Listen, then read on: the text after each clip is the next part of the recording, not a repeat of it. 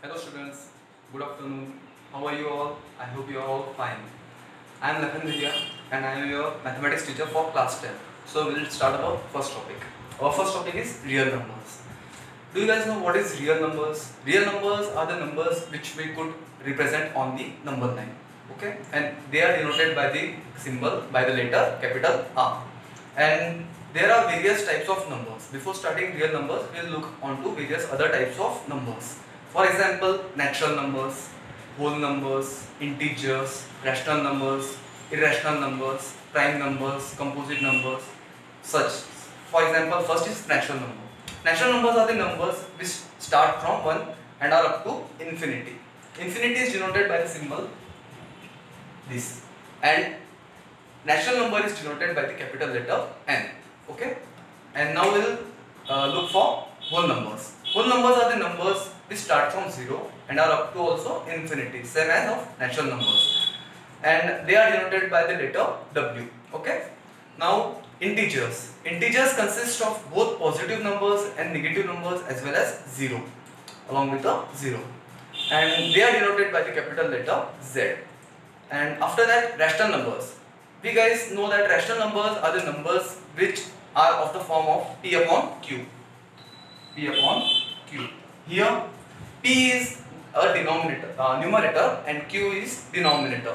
We should know that Q should not be equal to 0 for rational numbers. This is the primary condition for any rational number.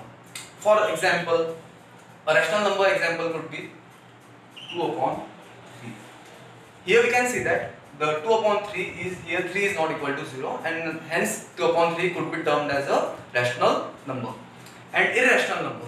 Irrational number are numbers which are not of the form of P upon Q. It could not be of the form of in the form of P upon Q. We cannot say that irrational numbers are in the form of P upon Q, though we can represent them on the number line. The example of irrational numbers are root 2, root 3, root 5, and so on. We can take any examples such as root 2, root 3, root 5, or pi. Pi is also an irrational number. The value of pi is 3.14. Okay? The numbers, here pi is not terminating. Pi is non-terminating number. Okay? So hence pi is also a irrational number. Now, as we all know, what are prime numbers? What are prime numbers? Prime numbers are the numbers who have factor as 1 and the number itself. For example, 2, 3, 5, 7, 11, 13, 17, 19, 23, 29, and so on. And what are composite numbers? Composite numbers are the numbers who have factors more than 2. For example, 8, 16, 32, 24, and so on. These are composite numbers. So I hope you got clear, and I hope you guys know what are numbers, and hence the real numbers are the numbers which could be denoted on number line.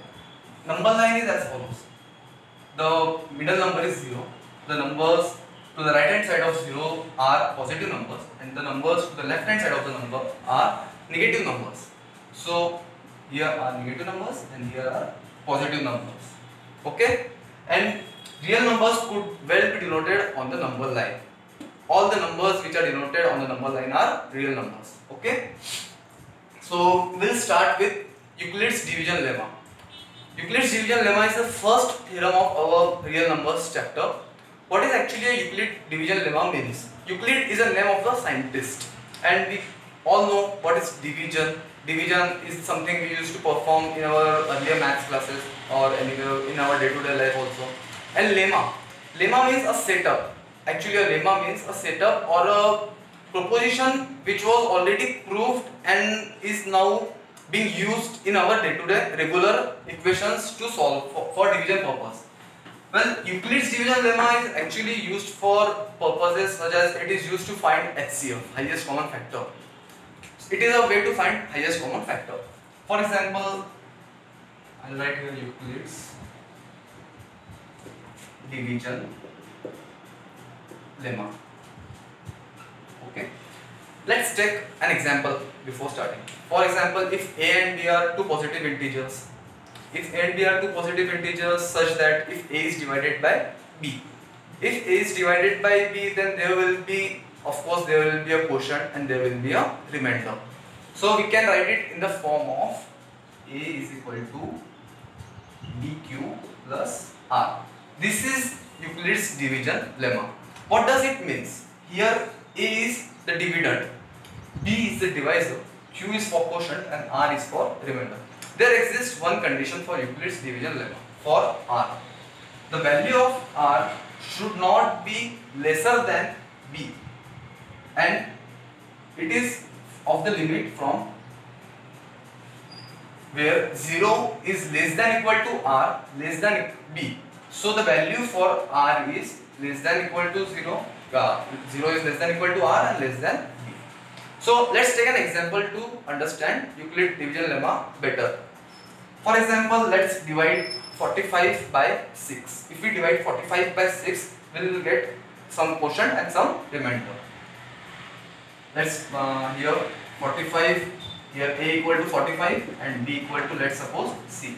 Okay, A is our dividend and B is our divisor. Okay, so we will divide 45 by 6. As we all know, 6 sevens are 42. So I'll just write 6 multiplied by 7, that is 42, and I'll perform subtraction. 45 minus 42 is 3. So this yields quotient as 7 and remainder as 3. So we can write it in the Euclid's division lemma form such as, here A is equal to 45, so I'll write 45 here, and B is our divisor, so I'll write 6 here, and it is multiplied by quotient, that is our Q. So 7 is our quotient, so it is multiplied by 7, and the remainder here is 3, so I'll write plus 3. So if we will try to solve this expression, we will get 45. 6 7 are 45 and plus 3 is 45. So our LHS is satisfied with our RHS. This is the example for Euclid's division lemma. Now, as I have said earlier, Euclid's division lemma is used to find HCF of the numbers. So we will take an example to solve this. I will rub this. Okay. Let's take two numbers. For example, let's take 125 and 45. The numbers are 125 and 45. Okay. So as we know that the condition for Euclid, another condition for Euclid division lemma is A should always be greater than B, and the other condition is 0 is less than R less than B. So here A equals to 125. Since 125 is greater than 45, so our A will be 125 and our B will be 45. These are our two integers, positive integers. Okay. So I will try it by solving our usual division method. So let's divide it here. I will write 45 here since it is the divisor and 125 here since it is a remainder. I know 45 multiplied by 1 is 45, 45 multiplied by 2 is 90. So, and 45 multiplied by 3 is 135. So I will take 45 multiplied by 2, that gives 90. So 125 subtracted by 90 gives 35. I will get 35. So I will write it in the form of A equal to BQ plus R. I will try to write it in the form of A equal to BQ plus R. Our A is 125 equals our B is 45 multiplied by our quotient, that is 2, plus our remainder, that is 35. So where is the HCF? Here we can find HCF only when the remainder becomes 0. Up till the remainder becomes 0, we will have to perform the division as follows. This is the first step. So how to perform division next to the next step? Here we will take 45 as the dividend and 35 as our divisor. So I will perform division here for next step. I will take 45 as my dividend and 35 as my divisor. So 35 ones are 35. So 45 minus 35 gives 10 as my remainder. I will write this second step here because here 10 is there and not 0, so I'll have to come for third step also. So I'll write my second step here, and that gives 45, which is my dividend, 35, which is my divisor, my quotient is 1, and my remainder here is 10. Okay, so we will carry just as we carried, just as we did in the first step to second step. We will go to third step from second step. Our new dividend will be 35 and our new divisor will be 10. So I will perform another step of division here for taking 10 as my divisor and 35 as my dividend. Okay, so 10 into 3, that gives 30. So I will write 35 minus 30. So 35 subtracted by 30 gives 5. So this is my third step. So I will write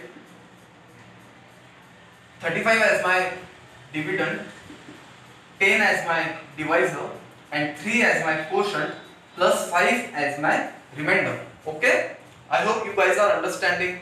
Since the remainder is not 0 here also, I'll have to go for fourth step. Okay, so I'll perform another division step here by taking 10 as my dividend and 5 as my remainder. So let's take here 5 as my divisor. Okay, so I'll write 5 as my divisor and 10 as my dividend. So I know that 5 multiplied by 2 yields 10. So I'll write 10 here, and the remainder finally is 0. The remainder here is 0. So my Euclid division lemma is satisfied for 125 and 45. So I write 10 as my dividend, 5 as my divisor, 2 as my quotient, and 0 as my remainder. So since we have got 0 as our remainder, we'll try to find the HCF. The HCF will be the step in which the remainder is 0. The HCF will be our divisor. So the HCF of 125 and 45 is 5. The HCF of 125 and 45 is 5. Here, hence we can write as HCF is equal to 5. I hope you guys are very much now you guys understood Euclid's division lemma for finding HCF. In the next lecture, we will come up with another example, and of course, we'll try to proceed with prime factorization method, and we'll try to understand this condition. So I hope you guys are very much clear about it. Thank you.